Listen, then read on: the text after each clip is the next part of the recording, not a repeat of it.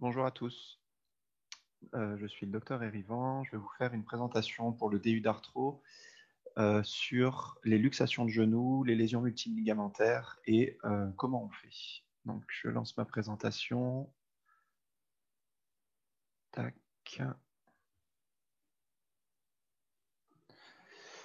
Donc ces lésions, c'est des lésions qui sont très graves. C'est souvent des contextes de haute cinétique, des gros traumatismes. Les patients peuvent souvent avoir des lésions associées. Et c'est bien sûr une urgence. C'est une urgence parce qu'une articulation qui est luxée, le plus gros problème, c'est déjà de rechercher les complications, qu'elles soient cutanées, vasculaires, nerveuses, et surtout de le réduire en urgence pour diminuer le risque que ces complications surviennent par la suite, si elles ne sont pas survenues avant. Et donc, comme je le disais, c'est l'apanage des luxations, des traumatismes violents. Au niveau épidémiologie, c'est principalement des hommes, du fait des activités réalisées, que ce soit des accidents de moto, des accidents du travail. C'est principalement des jeunes, 25-45 ans. Il faut savoir que 50% de ces luxations se réduisent de façon spontanée. Et donc,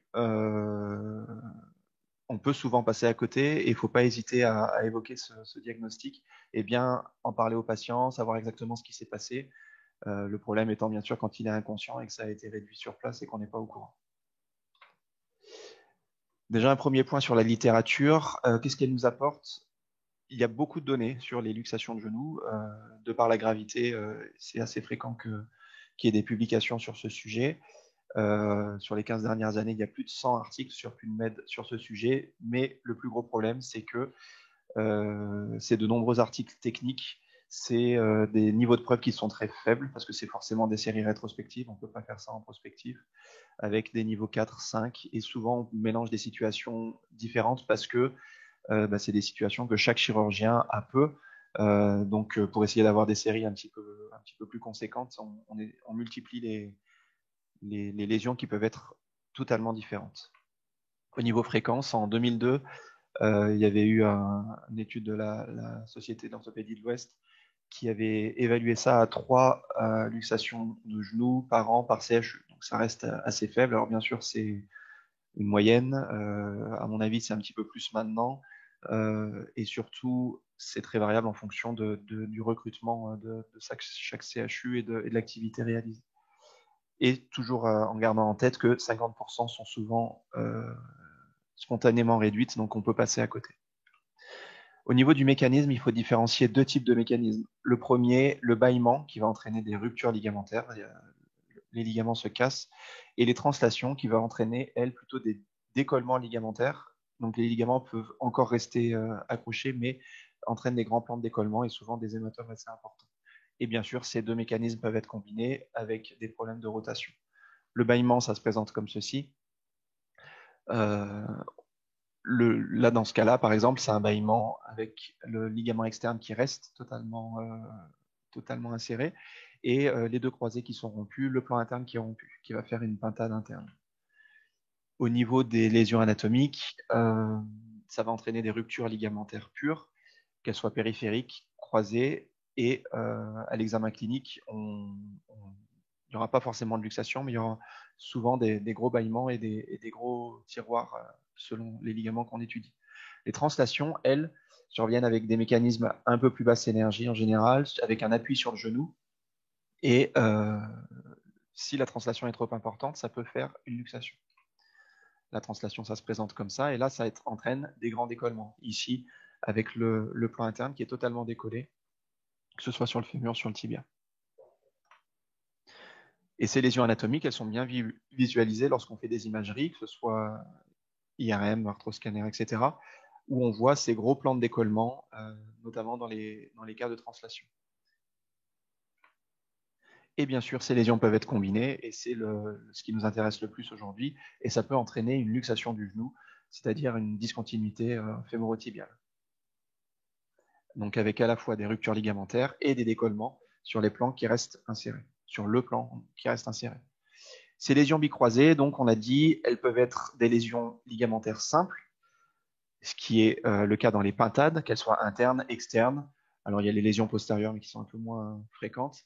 Ensuite, il y a les lésions de translation pure qui peuvent faire des luxations antérieures pures, postérieures pures, avec ces phénomènes de translation. Et bien sûr, les lésions combinées qui, elles, vont entraîner des luxations, qu'elles soient, s'il y a des lésions internes, ça va entraîner une luxation externe. S'il y a des lésions externes, ça va entraîner une luxation interne. Et après, il y a des situations complexes avec les luxations rotatoires. Voici à quoi ça ressemble. Là, une lésion bicroisée simple avec un plan interne, donc bicroisé, plan interne, ça fait une pintade interne. Si on le combine avec de la translation, ça peut faire une luxation externe, le tibia part en externe par rapport au fémur avec le décollement sur le plan externe. La même chose dans l'autre sens avec une pintade externe, bicroisé plus plan externe, et si on rajoute une translation, le plan interne est totalement décollé et ça entraîne une luxation interne.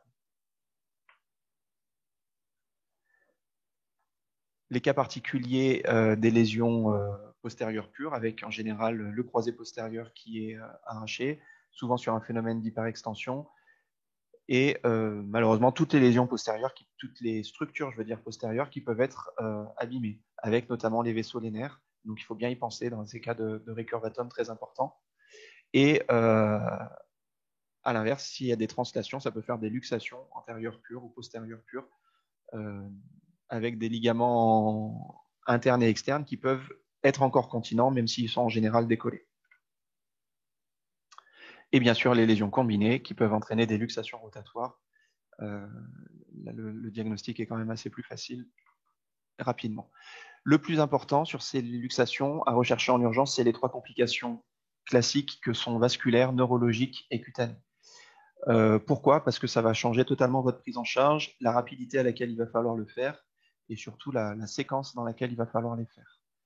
Les lésions vasculaires, elles peuvent être évidentes. Si elles sont évidentes, c'est le patient qui est en ischémie, qui a plus de pouls. À ce moment-là, l'urgence, c'est pas tant les problèmes ligamentaires et les problèmes du genou. L'urgence, ça va être la revascularisation pour cette ischémie. Il y a plusieurs études de pas trop mauvais niveau sur ce sujet-là. Et en pratique, plus c'est fait rapidement, plus on arrive à prendre en charge le patient rapidement, moins le patient garde de séquelles. Quand il y a une lésion vasculaire qui est évidente, on appelle tout de suite le vasculaire, on réduit le genou et puis le diagnostic est assez facile. Une situation un peu plus compliquée, c'est les lésions vasculaires patentes, les lésions vasculaires qui peuvent passer inaperçues immédiatement, et c'est la raison pour laquelle il faut faire une imagerie vasculaire systématique. Actuellement, en France, le plus réalisé, c'est un angioscanner, parce que c'est un examen qui est assez facile à réaliser en urgence, mais ça peut être une artériographie en fonction des habitudes de chaque hôpital ou chirurgien ou équipe radiovasculaire. Il y a un intérêt également à l'angio-IRM, parce que ça va nous faire le diagnostic de plusieurs choses en même temps, que ce soit les lésions articulaires, ligamentaires, méniscales, etc., et les lésions vasculaires. Donc, c'est quand même, ça peut être bien. Le problème principal de l'angio-IRM, c'est sa disponibilité qui, malheureusement, est souvent très difficile à avoir. Qu'est-ce qu'on fait en cas d'ischémie? En cas d'ischémie, il faut faire une artériographie en urgence et une intervention en urgence avec des pontages, en général veineux, en zone mobile, ou des chirurgies endovasculaires dans les zones fixes, mais le plus souvent sur une luxation de genou, c'est quand même en zone mobile. Et ceci après avoir réduit le genou. Il y a eu une série du symposium de 2008 sur lequel il y avait 67 patients pour des lésions bicroisées, donc 44 luxations et 15 bicroisées. 59 n'avaient pas d'anomalie de pouls. Sur ces 59, la majorité ont quand même eu une imagerie vasculaire. Il y avait quand même une lésion vasculaire. 8 patients avaient directement des anomalies de pouls. Eux ont tous eu une imagerie vasculaire et au total, ça fait quand même 12% de lésions vasculaires sur ces patients avec des lésions complexes au niveau du genou. Donc c'est vraiment à ne pas négliger parce que ça change totalement le pronostic. Ensuite, les lésions neurologiques. Les lésions neurologiques, c'est principalement le nerf fibulaire commun qui trinque, mais ça peut aussi être le nerf tibial ou des branches de division du nerf fibulaire. Dans la série du symposium, il y avait 12% de lésions, 17%, je veux dire, et 12 lésions du nerf fibulaire commun. 5 incomplètes, 7 complètes. Donc voilà, c'est quelque chose pour lequel il faut bien examiner ces patients, bien les prévenir si jamais ils ont une lésion, que c'est des lésions qui sont assez graves et qui peuvent ne pas récupérer. En pratique, quand un patient arrive avec une luxation de genou ou une lésion bicroisée, il faut palper les pouls. Si les pouls sont perçus, a priori, il n'y a pas d'ischémie, il faut immobiliser le patient, après l'avoir réduit bien sûr, et faire une imagerie. Le plus souvent, un angioscanner, mais je vous dis, si c'est possible d'avoir autre chose, on fait autre chose. Si l'examen est normal, très bien. À ce moment-là, on va pouvoir prendre le temps de réfléchir, faire des IRM pour avoir les lésions capsulaires, ligamentaires, méniscales, et pouvoir décider de la prise en charge thérapeutique du côté orthopédique. Si c'est anormal, bien sûr, il faut un avis vasculaire. Deuxième situation, qui est beaucoup plus urgente, c'est il n'y a pas de pouls, ou le patient est en ischémie, ou le pouls est diminué. Il ne faut pas perdre de temps, il faut tout de suite une exploration vasculaire en urgence. Il y a la Société française d'arthroscopie, francophone, je veux dire d'arthroscopie, qui avait réalisé en 2015 un arbre décisionnel en cas de lésion bicroisée, où on fait une évaluation initiale clinique et radiologique. Donc forcément, il faut faire une radio quand le patient arrive pour être sûr que c'est bien juste une luxation de genou, que ce n'est pas autre chose. Il peut avoir des fractures associées. Quand il y a une lésion vasculaire, c'est une urgence. Il faut l'opérer, réparer en urgence et en général faire une exofixation, donc un fixateur externe. S'il y a une ouverture cunanée, c'est également une urgence parce que c'est ouvert. À ce moment-là, il faut nettoyer, fermer la peau, immobiliser et secondairement, on réparera les ligaments. Si la luxation est irréductible ou qu'il y a une incarcération ou s'il y a une lésion chondrale, une rupture de l'appareil extenseur, des avulsions osseuses, il faut l'IRM en urgence ou le scanner et faire une chirurgie très rapprochée, assez précoce pour pouvoir réduire ce genou, pouvoir réparer l'appareil extenseur, pouvoir réparer les lésions qui ne peuvent pas attendre. Donc à l'arrivée du patient, il faut toujours des radios de face et de profil en extension. Une fois que le patient est réduit, on fait un examen sous anesthésie générale.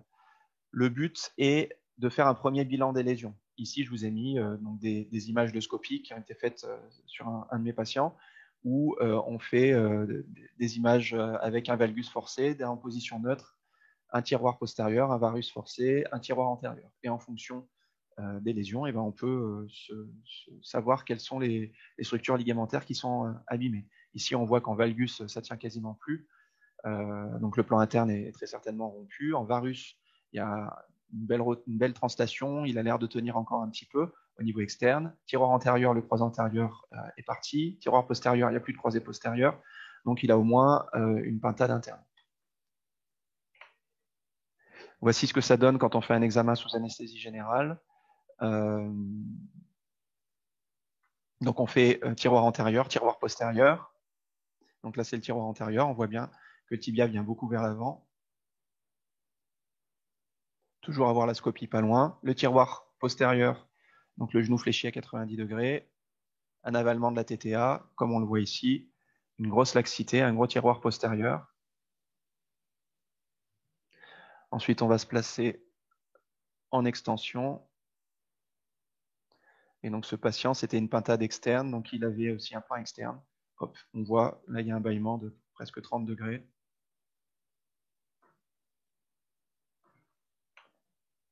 Quels sont les problèmes qui sont possibles lors de cette première phase en urgence? C'est si on n'arrive pas à réduire. S'il y a une incarcération, la réduction est impossible. On est obligé malheureusement de faire une réduction à ciel ouvert. Deuxième possibilité de problème, c'est si la réduction est instable ou si la luxation récidive. À ce moment-là, il ne faut pas hésiter à mettre un fixateur fémorotibial comme mis sur cette photo. Dans tous les cas, il faut toujours rechercher les pouls après avoir réduit. En général, on a l'imagerie vasculaire que après avoir réduit, mais si on l'a eu avant, il faut quand même rechercher les pouls après avoir réduit. Donc au total, en urgence, on fait une radio, puis on va réduire au bloc avec scopie pour pouvoir faire une exploration sous anesthésie générale. On va l'explorer cliniquement, radiologiquement, donc avec la scopie, en recherchant des tiroirs, des bâillements. Secondairement, on va faire une IRM. On va faire d'abord une imagerie angiovasculaire, que ce soit angioscanner, artériographie, traiter s'il y a une lésion vasculaire, bien sûr. On immobilise le patient à 20 degrés de flexion, que ce soit avec un plâtre ou avec un fixateur si jamais ça ne tient pas. Et secondairement, on fait l'IRM. Le plus important, c'est de ne pas se précipiter secondairement pour faire traiter les lésions ligamentaires. il faut réfléchir, il faut ne pas hésiter à prendre l'avis des collègues parce que c'est des situations qui sont toujours compliquées. Et donc là, je vais vous montrer un peu la stratégie secondaire. La stratégie secondaire, il faut vraiment prévoir, anticiper, il faut toujours avoir des solutions de secours. C'est vraiment le maître mot. C'est des situations qui sont compliquées, surtout quand on n'en a pas l'habitude. Et donc, il faut absolument toujours se dire si jamais la solution que j'ai choisie elle ne marche pas, comment je vais pouvoir soit fixer mon transplant, soit en avoir un autre, soit avoir une solution de secours. Quel est le moment idéal pour les chirurgies sur les multiligamentaires? C'est entre J5 et J21. Moi, classiquement, je le fais dans la semaine qui suit, entre J7 et J10, on va dire, parce qu'on est juste après la phase inflammatoire et avant la cicatrisation capsulo-ligamentaire. Parce que si on attend trop, le genou va avoir trop cicatrisé. Si on attend J45, ça va avoir trop cicatrisé, il va être très enraidi, on va s'embêter. Si on est trop tôt, c'est très inflammatoire, ça saigne beaucoup. Donc, il faut être dans la bonne fenêtre de tir. Ensuite, en fonction de ce qu'on a trouvé à l'IRM, il va falloir adapter une stratégie opératoire. Il va falloir réfléchir aux voies d'avoir qu'on va utiliser. Un point important, c'est la gestion des greffons. Est-ce qu'on va le faire en autogreffe, en ligament synthétique, en allogreffe? Ensuite, les séquences chirurgicales. Classiquement, on dit qu'il faut le faire dans l'ordre suivant.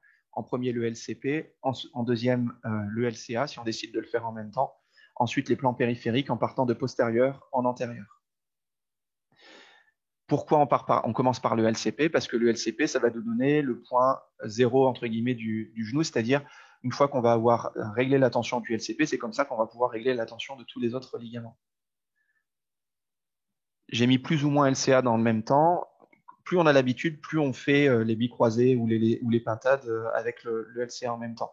Au début, quand on débute sur des premières chirurgies de ce type, il n'y a pas de honte à dire qu'on ne fait pas le LCA dans le même temps parce que la chirurgie est trop longue ou parce qu'on a eu un couac pendant l'intervention, et le faire secondairement, c'est pas inhabituel, surtout sur les premières fois.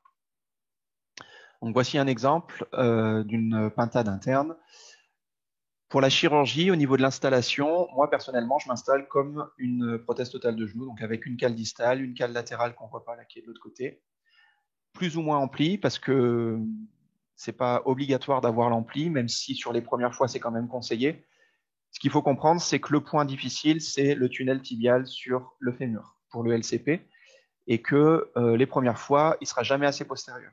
On croira toujours qu'on est au bon endroit, et c'est pour ça que la scopie peut vous aider pour être au bon endroit.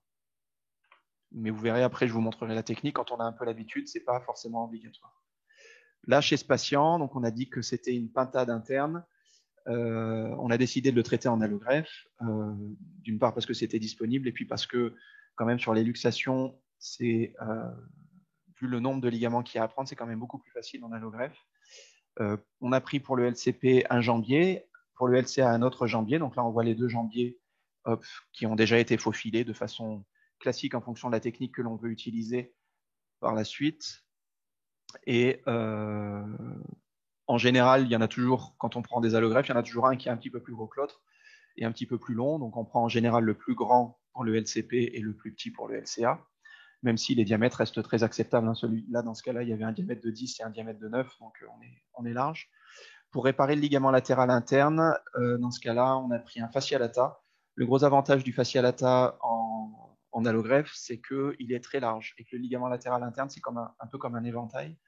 Et vous verrez tout à l'heure dans les vidéos, ça permet de reconstruire à la fois les structures internes plus antérieures, plus postérieures avec un seul ligament, même si ce n'est pas vraiment un ligament. Voilà. Donc là, c'est le fascia qui est en train d'être découpé une fois qu'on a pris les mesures et qu'on a décidé de ce qu'on voulait faire.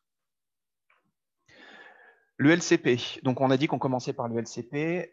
Là, voici à quoi ressemble le viseur de LCP que nous, on utilise. Mais après, il y a différentes marques qui existent. Peu importe. Le principe, c'est qu'il y a une broche de fixation pour se donner un point fixe.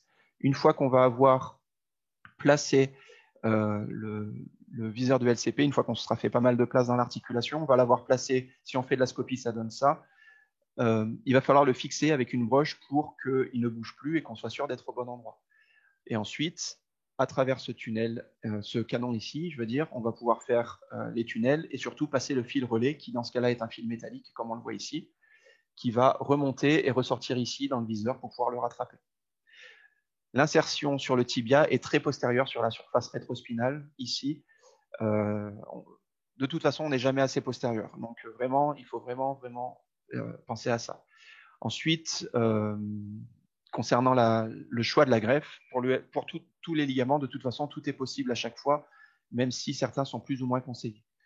L'autogreffe est une très bonne solution. Le seul souci, c'est que chez un patient qui a une multiligamentaire, on risque de ne pas avoir assez de ligaments et surtout, moi, je trouve que c'est dommage de prélever sur le genou controlatéral pour aller réparer toutes les greffes, toutes les structures, juste parce qu'on n'a pas assez de greffes sur le même genou. C'est là qu'intervient l'allogreffe, qui est de plus en plus disponible, même si ce n'est pas encore parfaitement répandu et qu'on ne peut pas encore répondre à 100% des demandes, mais on peut quand même répondre à beaucoup de demandes. Et ensuite, les ligaments synthétiques, moi, ma vision des choses, c'est que ça ne marche pas très bien, les ligaments synthétiques, et c'était très bien quand on n'avait pas d'allogreffe, mais maintenant qu'on en a, c'est quand même beaucoup moins efficace et beaucoup moins biologique. Concernant la fixation, ensuite, au niveau du LCP, tout est également possible. On peut fixer avec des endoboutons sur le fémur, on peut fixer avec des vis sur le tibia, on peut utiliser ou pas une baguette osseuse qui va se mettre en coin dans le tibia, tout est possible. C'est vraiment en fonction des habitudes. Voilà. Moi, mon choix, habituellement, j'essaye de le faire en allogreffe parce que déjà, ça diminue grandement le temps opératoire et en plus, elles sont plus faciles à préparer et beaucoup plus biologiques que les ligaments synthétiques. Pour la fixation dans le tibia, donc moi personnellement, j'utilise plutôt une vis avec une fixation à l'intérieur du tunnel. Je fais en général une voie postéromédiale, plus ou moins postéro-externe et sans scopie, maintenant que je commence à avoir un peu l'habitude. Donc là, une image des deux voies. Souvent, dans mon expérience, la voie postéromédiale suffit. Après, sur un genou un peu plus compliqué, ça arrive qu'on ait besoin de faire la voie postéro-externe. Et le tunnel fémoral, je fais du in-out et je le fixe avec un endobouton sur le fémur parce que c'est ce que j'utilise habituellement sur les ligaments croisés antérieurs et que j'en suis très satisfait des boutons. Mais encore une fois, tout est possible. Je dirais la même chose sur un ligament croisé antérieur. On fait mieux que ce qu'on fait le plus souvent. Donc, si vous avez plus l'habitude de fixer qu'avec des vis partout, ne fixez qu'avec des vis partout. Si vous avez l'habitude de faire des baguettes osseuses en coin et qu'elles se coincent à l'intérieur du tunnel, faites ça. Vraiment, il n'y a pas de règle. Juste pour passer le croisé postérieur, je trouve que c'est quand même beaucoup plus facile de ne pas avoir de baguette osseuse à passer dans le killer turn. Donc, de ne pas, si jamais on a une baguette osseuse, de ne pas avoir un KJ en pratique, de prendre un tendon d'Achille ou un TQ. Ensuite, pour le croisé antérieur. Pareil, on peut le faire en auto ou en allogreffe. Alors, les ligaments synthétiques pour les croisés antérieurs, maintenant, ça a quasiment disparu. Encore une fois, moi sur les multiligamentaires, je préfère les allogreffes, déjà parce que c'est disponible et puis surtout parce que ça fait quand même beaucoup moins de lésions sur le patient qui a eu déjà pas mal de pètes sur son genou. Concernant la fixation, c'est exactement comme le croisé postérieur, tout est possible. Donc là, moi personnellement, j'utilise le viseur de Howell pour positionner mon tunnel tibial, mais après, il faut utiliser la technique que vous utilisez habituellement sur vos croisés antérieurs. Et donc mon choix là dans ce cas-là, ça a été une allogreffe qu'on a vu préparer tout à l'heure sur le croisé antérieur, fixation avec un endobouton sur le fémur, une vis sur le tibia, et dans ce cas-là, j'avais fait une post-fixation par un graphe parce que dans les multiligamentaires, je suis assez ceinture et bretelle. J'aime bien assurer un petit peu les choses. Sur le ligament interne, tout est également possible. Ici, on voit sur la vidéo, ça c'est son plan interne natif, entre guillemets, mais qui est déchiré, qui normalement vient s'insérer ici. Ici, c'est l'allogreffe qu'on avait déjà fixé sur le tibia, mais pas encore sur le fémur. Ici, on avait mis des encres pour essayer de réinsérer son plan interne natif et qu'on avait renforcé avec l'allogreffe de Facialata, qui, elle, était insérée par des agrafes, comme on le verra sur la radio post-opératoire. Donc là, une encre, rien d'extraordinaire, qui est fixée pour aller réinsérer le plan interne en position native. ici le point d'angle postérieur qui est réinséré avec le fascia. Le fascia, comme je disais tout à l'heure, ça fait un éventail, donc c'est très large. Donc on peut un peu le couper en triangle comme on a envie pour qu'il puisse reconstruire un maximum de structure. Donc mon choix dans ce cas-là, c'était une allogreffe de fascia pour faire un éventail assez large. Souvent, sur les multiligamentaires, je suis favorable à faire un retour externe, un équivalent de ligament antérolatéral que je fais au fascia lata du patient, donc que je laisse insérer sur la partie distale sur le GERDI. Je faufile une bande de 1 cm de large de fascia que je vais aller fixer en arrière du ligament latéral externe avec un tunnel dans le fémur et que je fixe avec en général une vis. Donc là, c'est le faufilage du tendon, enfin du fascia. Hop. Et ici, on est en train de le passer dans le tunnel et de le visser.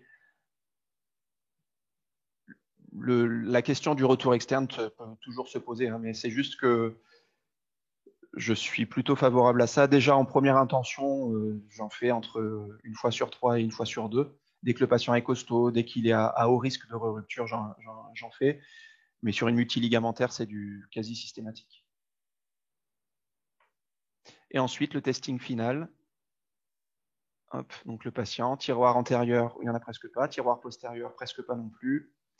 Varus valgus, on voit que ça tient bien. On voit qu'il y a un redond qui est mis, donc ça c'est pareil, hein. Il y a des gros décollements, on a dit tout à l'heure, sur les luxations de genoux. Donc pour moi, c'est systématique parce que les patients, sinon, ont des genoux énormes.